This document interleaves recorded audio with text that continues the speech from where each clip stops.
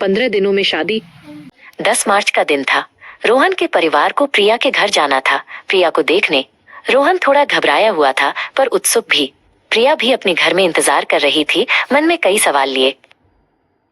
जब रोहन का परिवार प्रिया के घर पहुंचा तो घर में रौनक छा गई। प्रिया ने सबको नमस्ते किया। पहली बार रोहन और प्रिया ने एक दूसरे को देखा।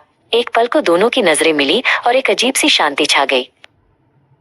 एक हफ्ते बाद 17 मार्च को प्रिया का परिवार रोहन के घर आया। इस बार प्रिया थोड़ी ज्यादा सहज थी। रोहन ने उन्हें अपने घर के बारे में बताया और दोनों ने थोड़ी देर अकेले में बात भी की। मुलाकातों के बाद दोनों के परिवारों ने सहमति दे दी।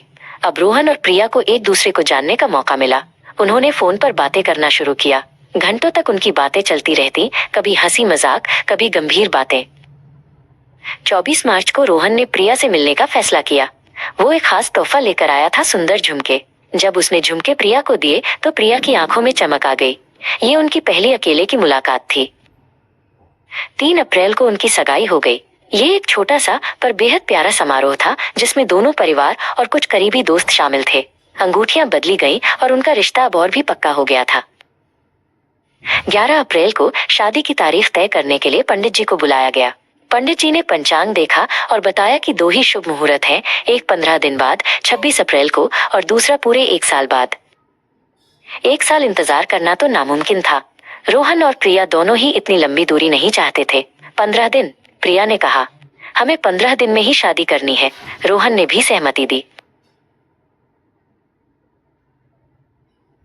और फिर शुरू हुई 15 दिनों की ग्रैंड शादी की तैयारी। हर कोई काम में जुट गया। निमंत्रण पत्र छपे, कपड़े सिलवाए गए और खाने का मेन्यू तय हुआ। हर दिन एक नई चुनौती थी पर सब मिलकर उसे पार कर रहे थे। 26 अप्रैल का दिन आ गया। शहर में सबसे बड़ी शादी हो रही थी। रोहन और प्रिया ने एक दूसरे का हाथ थामा और एक नए सफर की शुरुआत की। उनका प्यार दूरियों से भी ज्यादा मजबूत था और अब वे हमेशा के लिए एक हो गए थे।